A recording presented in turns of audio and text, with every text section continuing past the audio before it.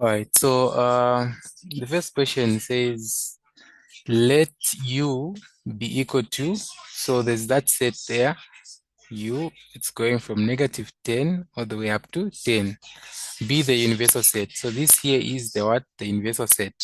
Then we've been given sets, the set X, and it's going from -10 all the way up to 1, and this time 1 is what is included. And we have the set Y, and it's open at -5, and all the way up to what? Up to 3. And there it's what? It's closed at 3. Then they're telling you to find these sets. So where you have Y complement, union, Y complement, like that. So they're telling you to what? To find the set. Or you can look at this in such a way. If you write this according to De Morgan's law, this can be written as Y intersection Y, then the complement. Because here, when this complement distributes, you have a complement on the X, then this sign changes from intersection to union, then you also have a complement on the what? On the Y, which is this side here. So you can either do it in this way or do it in that way. So this way, this right side here, where we have Y intersection, where we have X intersection Y complement, this just requires you first to know what X intersection Y is. Then after you know what X intersection Y is, then everything outside that intersection of what of X and Y is going to be in the complement, and is going to be equal to this. So we'll take that approach. So we say if this is our universal set running from -10 all the way up to what? 10. So this is negative, and it's open here. So I open there and I open there. So I plot these two sets that I have, X and what? And Y, then I find the intersection. So my set X is open here, negative, then it goes all the way up to what? Up to 1. Then it's closed at 1. So let's say 1 is here. So to go up to there. Then I have my set Y going from -5. Let's say -5 is there. Then it's going all the way up to what? Up to 3. Let's say 3 is there. So it's closed at -5 here. Then it is what? It is open there. Then they're telling you what's the intersection of these what? Of these two sets. So you see that these two sets will intersect here and there. So this side here, this would be the what? The intersection here. And the intersection, as you can see, it is what? It is open this side.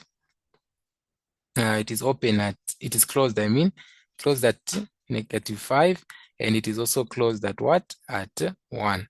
So this is your what? Your intersection. This is your X intersect Y. Then now, to find this complement, meaning everything outside here, outside this interval here is going to be what? To be in the complement. So meaning this part here, and this other part from here going this way. This also is going to be what? In that complement. So now, if you check that from this part, looking at it from this left side, meaning it to start from -10. So -10 is what? Is not included because it's open. Then it will go up to, so here 5. So 5 is in this set X. So this set here, X, this is the set X intersection Y. So if 5 is in the, if -5 is in the set X intersect Y, meaning it will not be in the what? It will not be in the complement. So meaning there 5 will be what? Will be open. Then union, because there's this other point at 1 here. So 1 is in this complement. So since 1 is in the complement there, 1 is in the set X intersect Y, meaning it won't be in the complement. So it will be open here at 1, and it will go all the way up to what? +10. And this here is going to be your, this here is your X intersect Y, which is just the same as, X intersect Y complement, which is the same as X complement union Y complement. So this is how you would work out this. I think method 1, the way you'd work out this. Another way you could look at this, but if there's any question on how we've looked at this one, you can ask. But another way you could look at this is, let's say, let me erase this. I have a question. Uh-huh. When X intersection Y complement, aren't we supposed to include 10 since it's not in the intersecting part of X intersection Y? Okay, so won't it be included in X intersection Y complement? Okay, so both so when you look at -10 and when you look at 10, so these are open here, right? They are open on yes. So because they are open, they cannot be in the intersection. Oh, all right, I get you. Okay, so this is how we would look at it in this first one. Or if you wanted to take a different approach, just say I have my x here. I have my x complement. I find my x complement and I find my what? Y complement. So the one in white is the one which we drew to be what? To be our x. So the complement of that you see is just going to be from 1 going to +10. So this is going to be your x complement. Then your y complement. So y complement is going to go here. It's closed. The one in yellow now, it's closed. So meaning 5 will not be there, and it goes up to -10. So that will be -10, comma, -5. Then you see union, because there are 2 points, union. Okay, union. Then here 3 is going to be included. So you have 3 included. Then you go up to 10. So this here is going to be what? Your y complement. Then you unite these. They're saying what? Union these intervals here. So let me draw that separately. Okay.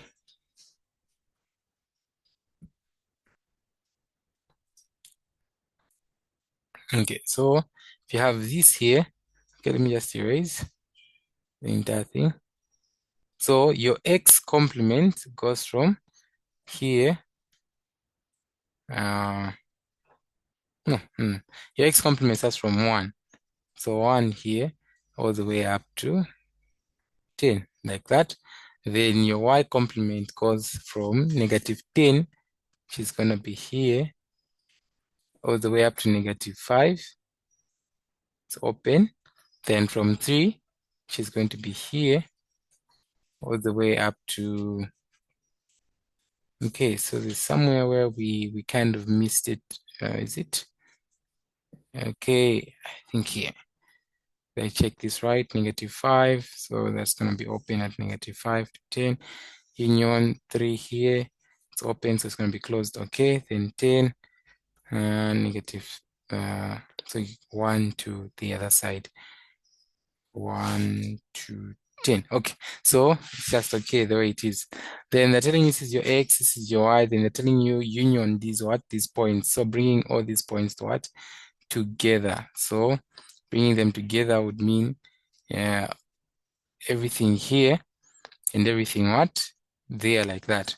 And you can see that the first part is just from -10 all the way up to what? Up to 5, and it's open. And also there, union. And you have 1 here, it's open. Then all the way up to what? Up to 10. Yeah, this is what we found, right? Yes, it is. Yeah. Okay, so yeah. So if you'd want, you'd have taken this other approach. Okay, so we can do the second one. Second one, let me erase this part.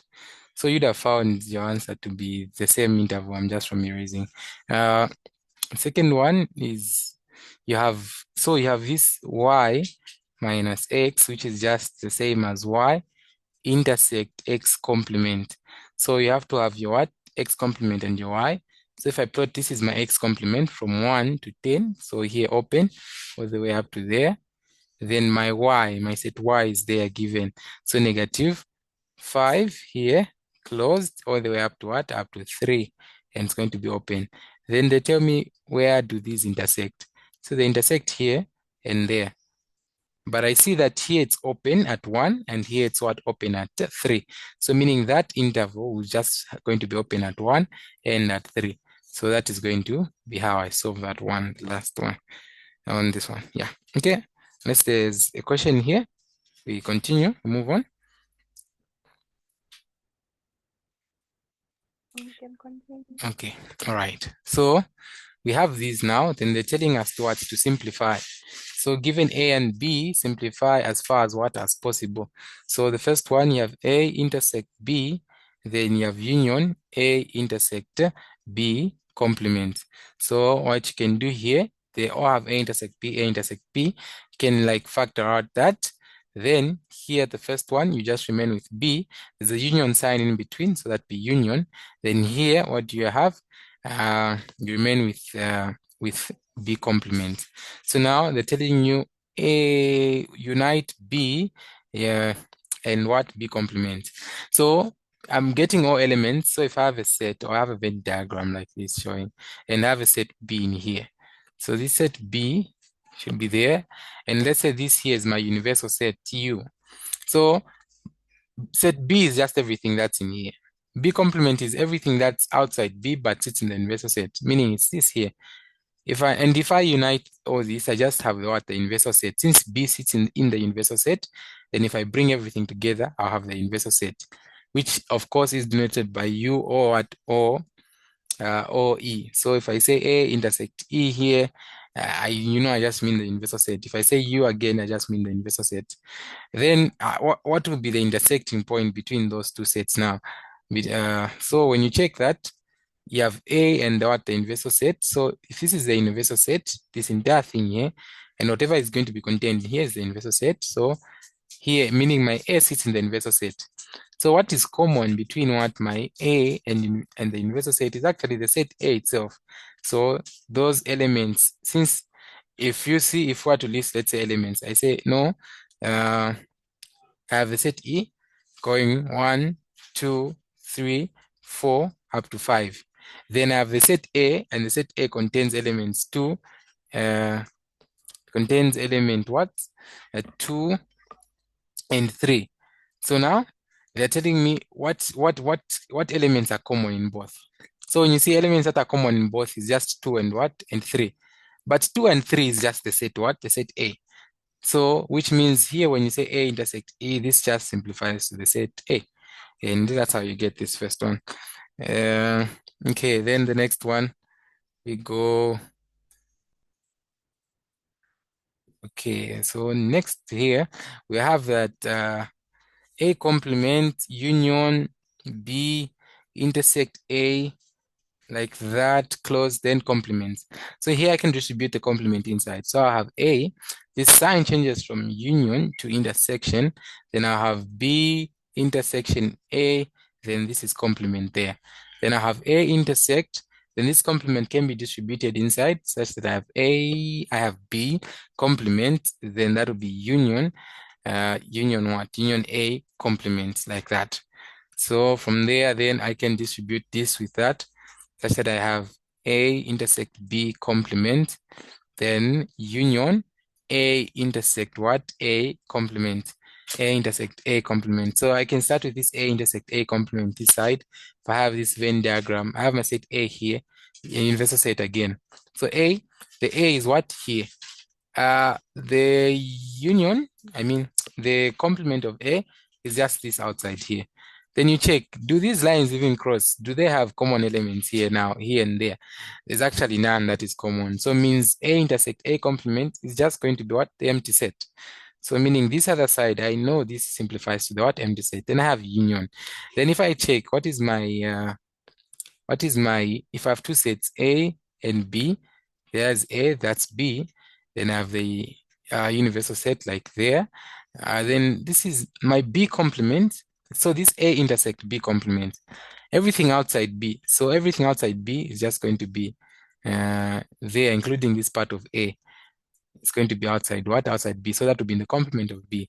Then intersect B, intersect A. They're telling you must intersect it with A. So if I use a different color, the set A is this one. So now checking where do these two lines crisscross? Those two lines will just crisscross and make a set like here, there, A, B, and the set where you just have this part. Apart from that middle part, just shaded this side. That is going to be your A intersect B complement. But now, is there another way we can write that? Not really. So we just leave it like that to say that would be my B, my A intersect what? Intersect B complement. So then from there, what you do is just this other side means this here will be just my A intersect what? B complement. Then union, just bring this all together. If you bring the empty set, so you bring nothing and something together. So because of the presence of that something, meaning the only thing that exists is that something. So meaning the union of this set and this intersection here just gives me this same simplifies to A intersect what? B complement. But I know by definition of set difference, this can be written as A minus what? B. Then this here would be my final answer. Let's say any question, but this is how you'd work out this question. All right, we move on. We go to this part here. And yeah, if I'm fast, you tell me. So they're telling you to express, you have the number negative 2.215 with a bar there in the form A over B, where A and B are integers in the lowest order terms. So you have this negative 2.215 bar. Then they want you to express this in form A over B. So express this as a what? As a rational number. So what you do first is you let this equal to some variable. Let's say x equal to negative 2.2, then 15 bar. Okay, good. So after doing that, what do I do next? What you want to do next is to make sure that you move your decimal point in such a way that it's just before those recurring values. So these numbers that are repeating, so you have 1515 repeating. So you want your decimal place to be just before here. So how can I move that just before there? I must multiply by what? By 10. So I multiply this where there's x by 10. So this becomes 10x. Multiply the other side by 10. I get negative 2.15 bar. Then what you want to do next is you move the what? You move the decimal such that it goes beyond these recurring bars. Like it moves just a step beyond those recurring bars. So this would be like moving it to there. But there are 2 digits, so meaning it has to move what? 1, 2 times. So, and that means you have to multiply by what? By 100. So you have to multiply the left and the right side by 100.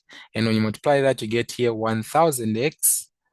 Okay, 1000, not 10,000. Yeah. So you get 1000x, and then the other side. Repeat that part again. Okay. So what I was saying is, you see, this number is like, it's now negative 2 point. Then you have these recurring bars like this, where you see that bar is just this 1515 repeating like that. So now you want to make sure that your decimal moves at least here, such that you have it, you have your number in such a way that these other parts here, when you do something, like when we subtract here, this recurring part is going to subtract. It's going to completely go out. Then you can work it out. So I think you see it better here. But because there are 2 values here, like there are 2 digits repeating, that requires us to multiply it by 100. So because you want it to move 2 decimal places. So you multiply the left and the right side by 100. So here you have 1000 x. Then the other side, it will move, meaning you have negative 2.215.15. Then the bar there, because these are the repeating ones. So you see now, we wanted to move it like this. So after this now, the reason why we're moving is because of the next step. When we come here, say the 1000x here, then we say minus what? Minus 10. Then minus 10x. And this is going to be equal to, then you subtract this again, negative 15, this 0.15 bar minus, this is negative 2.15 bar. So our aim is this here. See where there's this recurring part, even this side. They're just after the decimal place in both of them. So meaning they can cancel out and you not have any of those repeating digits. So here when you subtract your 1000 minus 10, you just get 990x. Then on the other side, you see that this becomes positive. Becomes what? A positive value. Because when you multiply that negative by the negative, you get what? Positive. And you have that number, that this 2215 will just be subtracting, or be adding, since it's negative, be adding to this other number which you get here, which is going to be 22. So let me just write that out. First, let me expand it such that you're able to see it. 1.5 and that far bar, then this becomes positive. Then you get that to 0.15 bar. So as they would tell us, no, in secondary school, no, they subtract and keep the oasis of the bigger number. So you have 9, that x, then this is going to be, so this part of the bar goes, then you can subtract 22 from there, and keep the negative, then you just get negative, and that will be negative 2,193. Okay, then from there, what you do is you want to divide by this same 1990, then this side again 990. Then the question is, can I simplify this further on? Are there any numbers that I can divide by that are going to help me simplify this? Then you try to work out those numbers, or you try to divide by those same numbers. So I can divide both by 3. I think if I divide the one on top by 3, I get 731. Then I can divide the one down by another 3. Then I will just have 1. What will I have? 9990 divided by 3 gives me 330. So after this now, question is, can you divide this further on? Can you simplify this? I hope you're also trying this. Try to simplify, or try to think of numbers that you can simplify with. Usually it's the first integers. If it doesn't work out, then probably you can simplify this further on, yeah, without leaving a decimal. Okay, I guess we can simplify this further on. I'm not getting to a value where I can actually simplify this, so I'll leave it here, and that there will give me the repeating value. Oh, negative. Cannot forget that negative value which we have. So this here is the number that we're actually looking for. The form A over B, where A and B are just integers. Okay, unless there are any questions, but okay. Unless there are any questions. We're okay. Okay, all right. Now, so we move on to the next one. Oh, it's a proof. Nice. Okay.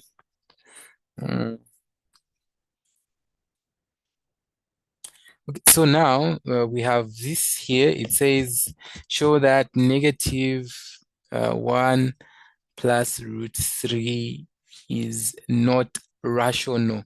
So if it's not rational, we're trying to prove that it's irrational. So we want to prove that this is what irrational is said. But the approach is, you first assume that it's what? It's rational. So let me assume that negative 1 plus root 3 is actually what? Rational. But by definition, what this means is negative 1 over 2 root 3 can be expressed in the what? In the form A over what? A over B, where B is not equal to what? To 0. And we're saying A and B are what? A co-prime. A co-prime, others would say, do not have any common factor, or do not have any common divisor. Let me use divisor this time.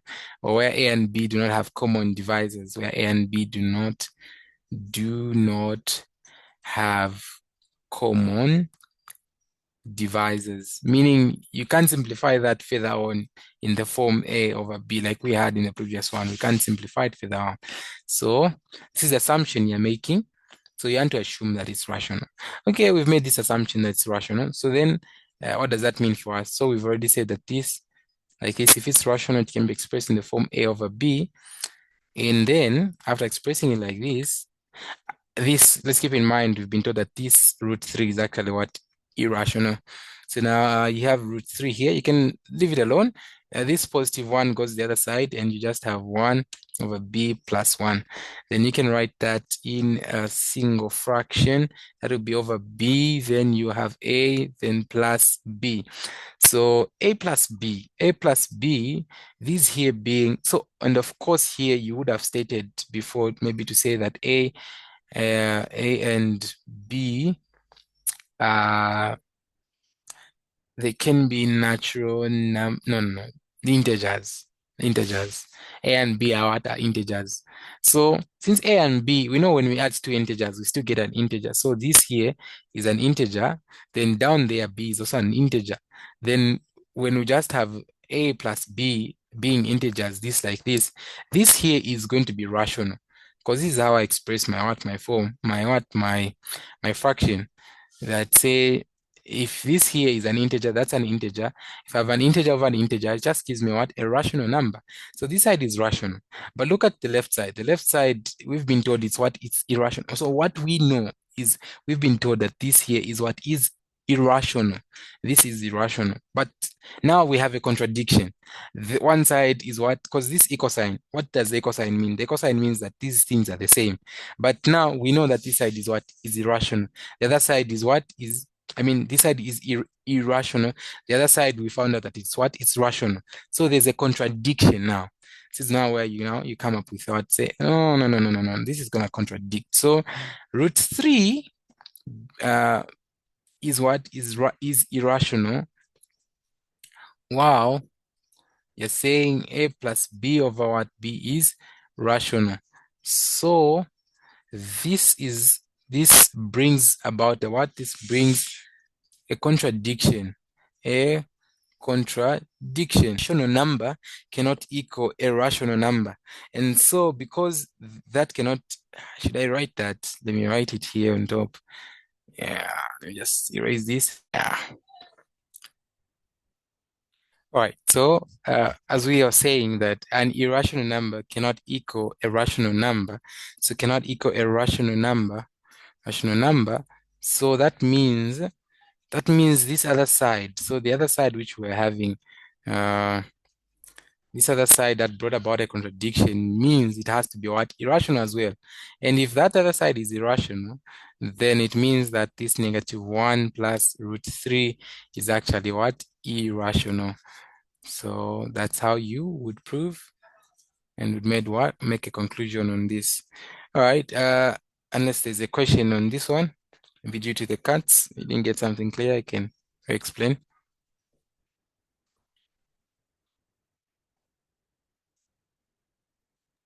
I didn't get the last part.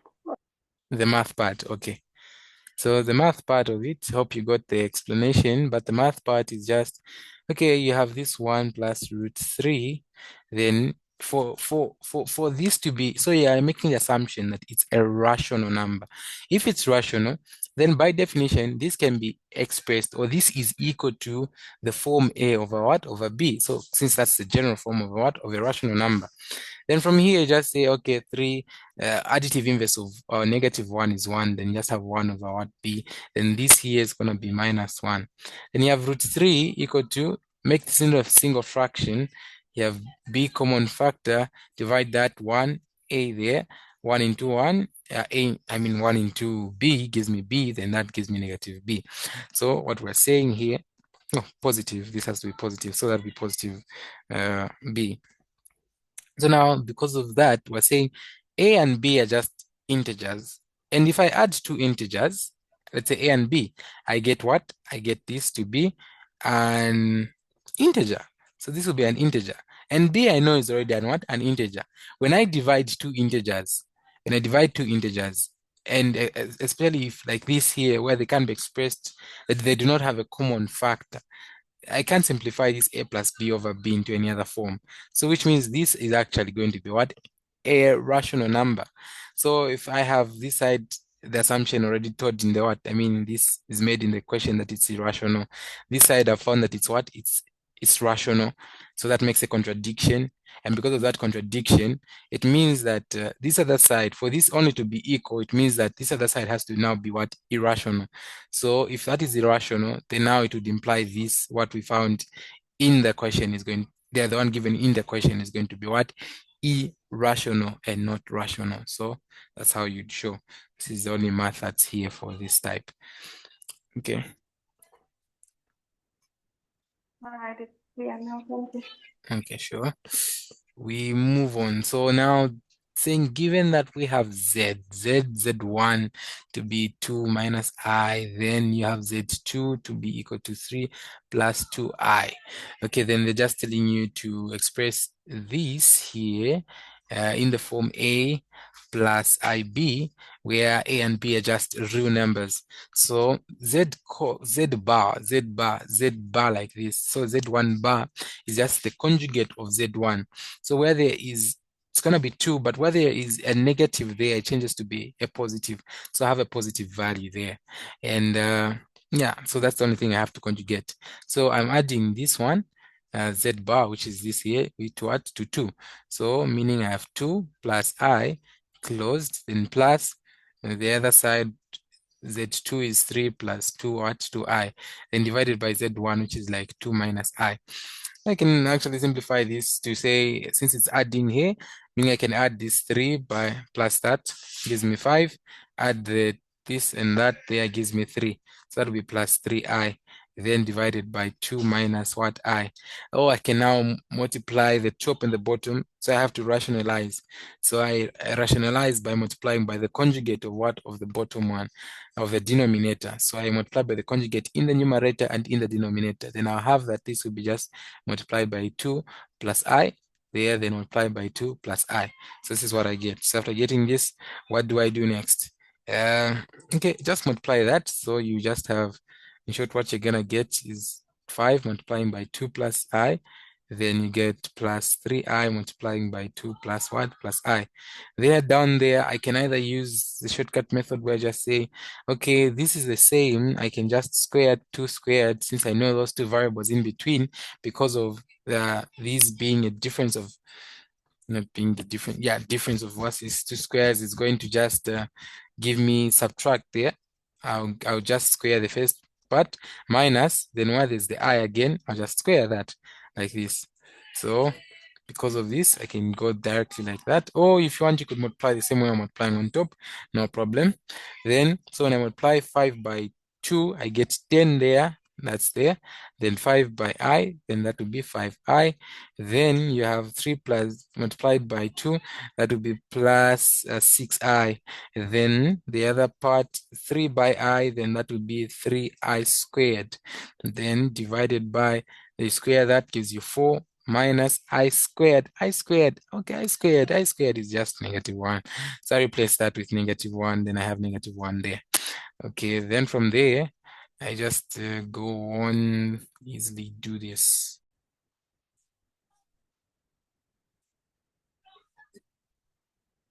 All right, so then from there, you know that that's just I squared. Because it's I squared, I can just replace it even here where there is negative, where there's 3 here, 3I squared. And when I replace that, becomes -3.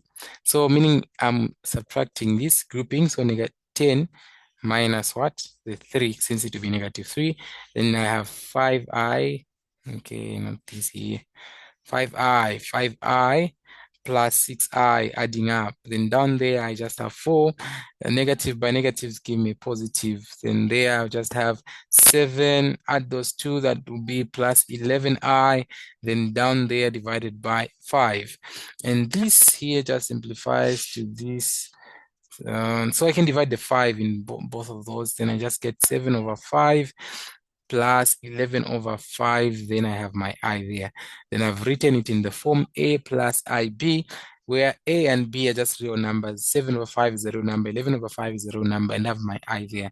So that's how I would simplify that there. Unless there's a question on this one. No question. Okay.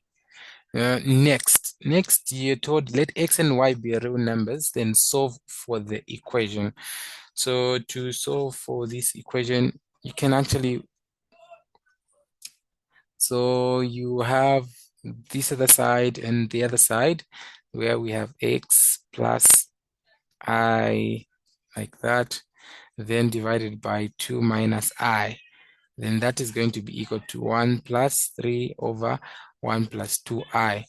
Okay, I can choose to be like, okay, let me make this into a single fraction. First of all, I said I have y plus yi like this, then divided by 2 minus I. Then that would be, okay, this in a single fraction, the base would be 1 plus 2. I can't see what you're writing. The screen has been paused. Screen has been paused. Even now, still can see? Are you able to? I can see the question now. Okay, you can see the working as well? Yes, I can see the question. Okay, all right. So then from here, so I'm saying we make the right side into a single fraction. So you have these 3, you just have 1 over this fraction adding. So the common divisor there is just going to be 1 plus 2i. Then simplifying or making that into one fraction, I have these 2 plus 3. And this just gives me x plus yi divided by 2 minus I. Then this will be equal to, I can add this there, such that I have 4 plus 2i, then divided by 1 plus 2i. Okay, then from here, you can just take a step of like rationalizing separately, left side, right side, rationalize. So this will be like x plus yi, then divided by 2 minus I, then rationalizing is multiplying by the conjugate of the denominator, then that will be plus I, that's the conjugate, then that will be plus what? Plus I. Equal to the other side again, I can do the same. I say 2i like that, then divided by, that's a 1 plus 2i. So meaning if I'm multiplying by 1 minus 2i, then divided by 1 minus 2 what? 2i. Okay, so I'll get that there. Then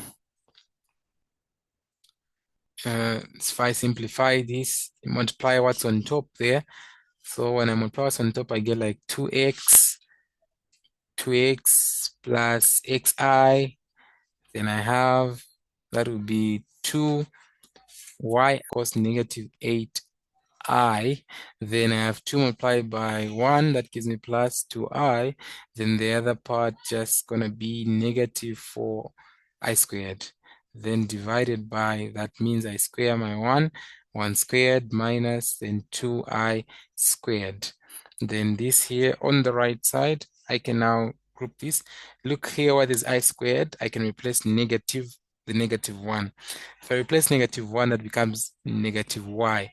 So I can group to say 2x negative y. This here be the real part, then plus the imaginary part. I can then have my x. So here I have my what? My 2. I have my x plus what? 2y. Then factoring out that I, since they both have the I in it. Then down there, just go like, okay, what's this gonna give me? I have 4 this side. I squared just gives me what? Negative 1 here. So then the other side on top, here I put that negative 1, this becomes positive. So this will be positive 4. Then 4 plus 4 gives me 8. So I get 8 there. Then this here subtracting, I just get negative 6i. So that's what I have on top. Down there, I have 1. Then I'll have a minus. Then when I square this will be 4 squared, but the negative sign of the I squared there, so it will be negative 4. Then, okay, from there, just going to simplify that in the form. So you just have this 2x minus I like that, plus then you have x plus 2y I, then divided by this 2, 4 there, plus it's gonna give you 5. Then there again, 8 minus 6i, down there, gonna give you 5, which is something so good for us. So if they both give us 5, if I multiply throughout by 5, I multiply throughout by 5, even the other side, these 5s like cancel and just remain with x minus y plus x plus 2 yi equal to 8 minus 8i. Then from there, you just equate your imaginary part to your imaginary part, your real part to your real part. Then you have 2x minus y is going to be equal to what? The real part here is 8, so this will be equal to 8. Imaginary part is x plus 2y. You don't put that I sign, just leave it like that. Then you equate to the -6 there. Then you work out this question. You work out this and you work them out simultaneously. Yeah, you can either use substitution or elimination. Let's eliminate. So we say 2x minus y, this is equal to 8, and I have x plus 2y, this is equal to -6. I want to eliminate y, so what do I do to eliminate y? I multiply the first one, this by 2, and of course the other one by 1. Yeah, so if I multiply by 2 there, I get 4x, there I get -2y. That gives me 16. Then I have x plus 2y equal to -6. How do I eliminate? Just add these two equations. There gives me what? 5x. This here gives me 0. This side gives me what? That gives me 10. Then I can divide by 5, and x is just going to be equal to 2. Then after getting 2, get any one of these equations. I get the x plus 2y equal to -6. And then replace the 2. So that'll be 2 plus 2y equal to -6. Then that gives me 2y. The negative goes the other side. This gives me negative what? -8. Divide by 2, divide by 2. And you get that the value is just going to be this here, -4. So values of x, y, 4, and I mean x2, then that -4. Okay, that's how you do it. Unless there's any question.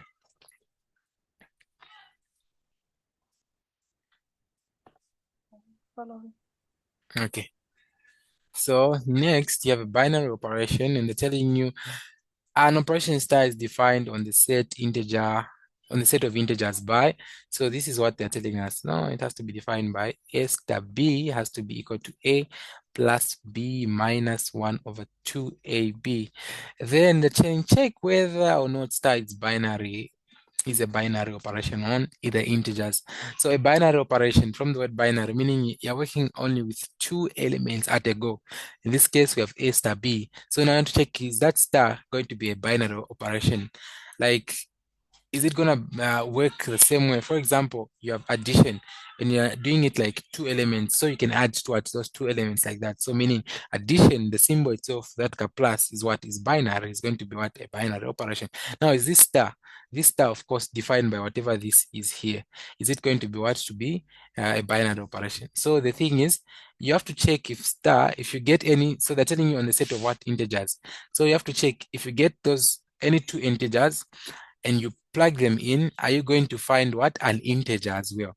So if you don't get an integer, then it is not what? It is not binary. But if you get an integer, then it's going to be what? Binary.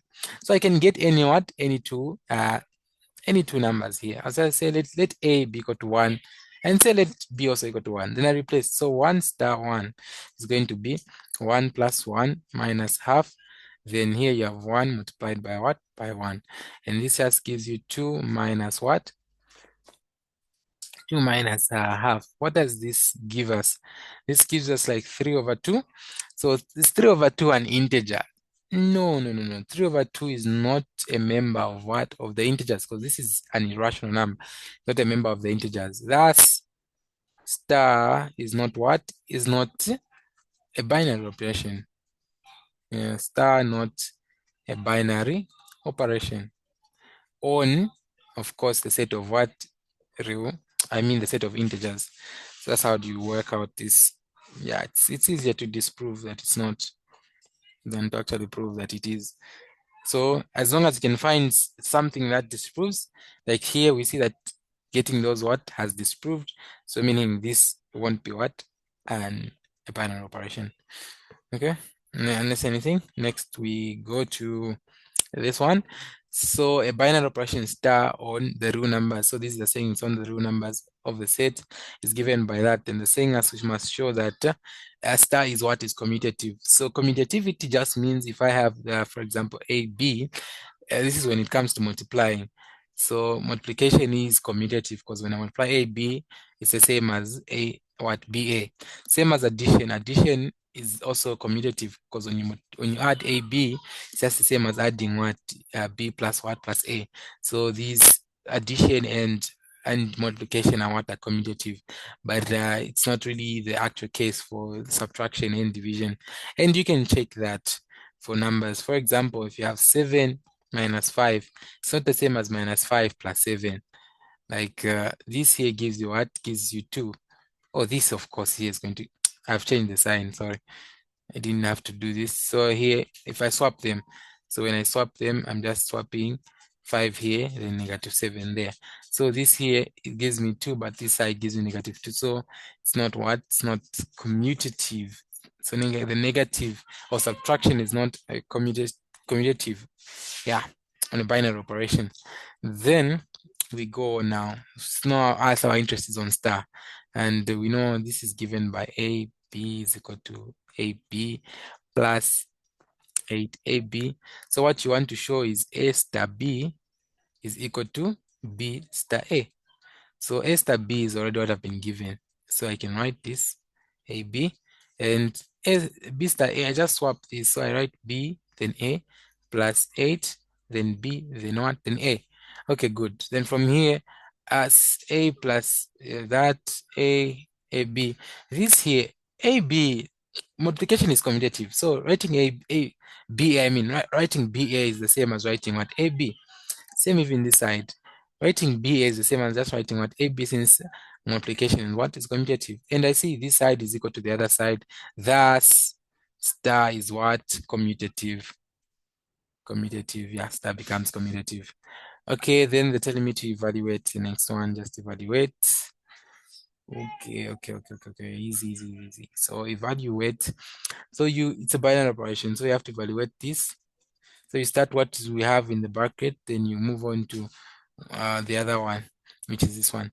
So you start with this. So you place 1, star that, 2, then what you have. So you're multiplying first. So 3 multiplied by 2, then plus 8 to the power of again 1 over 3 multiplied by 2. What you get here?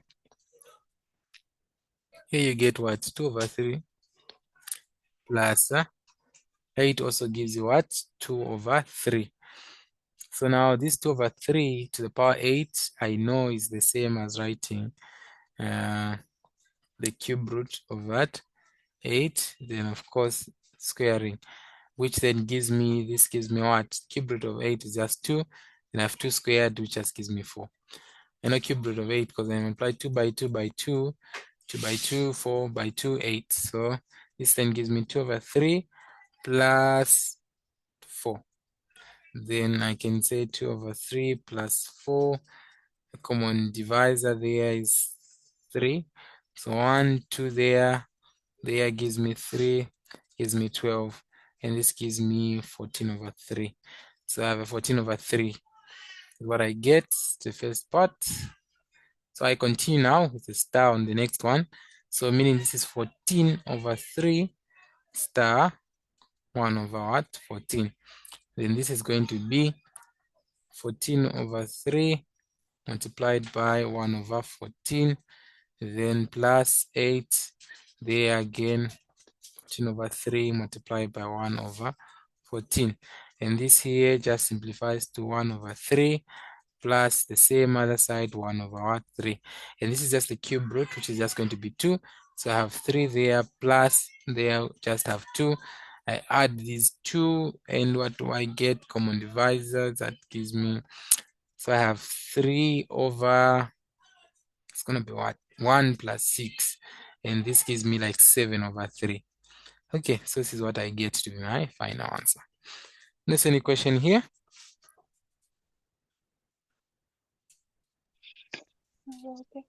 Okay. Should be, this is the last question. Yeah, so we're on track. At least we'll finish this today. Start we look at functions in the other one and just other questions on this.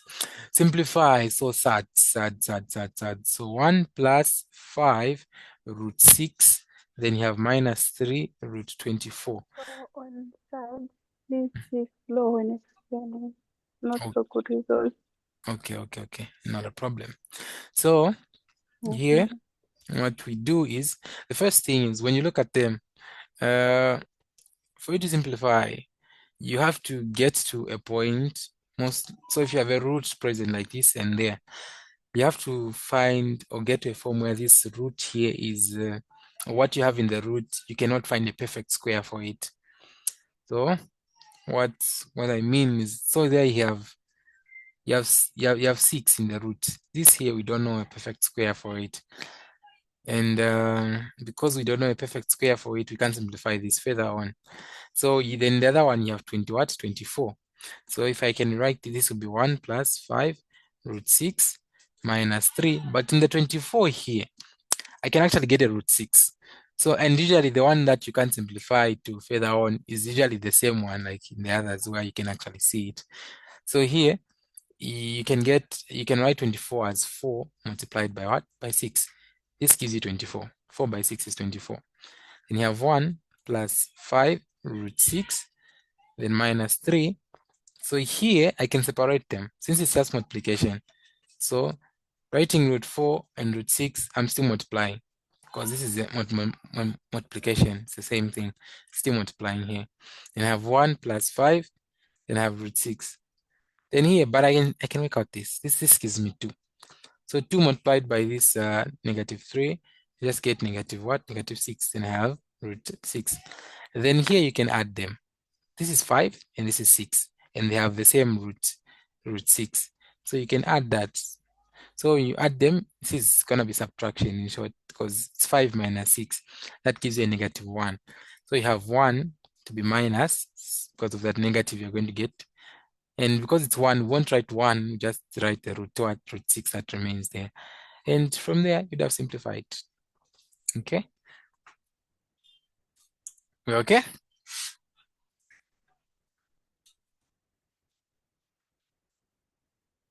Yes, okay.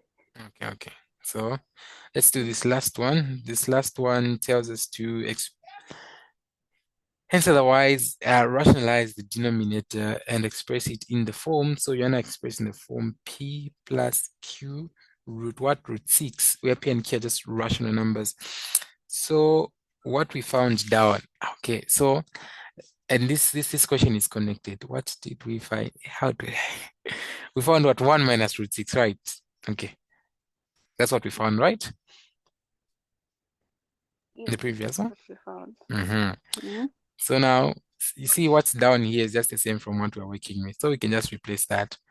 So we found the 1 minus root 6. Then here, what you do to rationalize the denominator is multiply by the conjugate.